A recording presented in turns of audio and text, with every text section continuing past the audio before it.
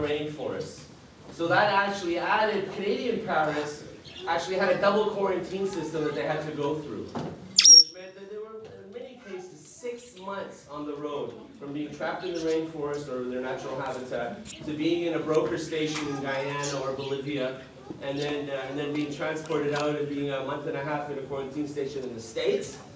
The Agriculture Department in Canada required them to be 90 days at least in the States, so after they were released from the quarantine station in the States, they were placed in another holding facility for 60 days, and then they were shipped to us.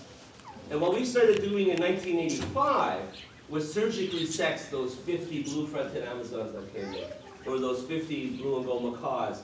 And from that, we created Harry, and we selected the best pairs. We also sold many pairs to breeders all across Canada and provided a service that aviculturalists would have first access to the best pairs coming out of our quarantine stations.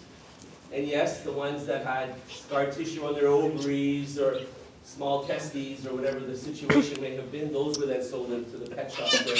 So in a way, aviculture in Canada did benefit for the genetic base that we then started with. And by 1993, when the Act came through, there was really enough breeding stock for most of the birds that we basically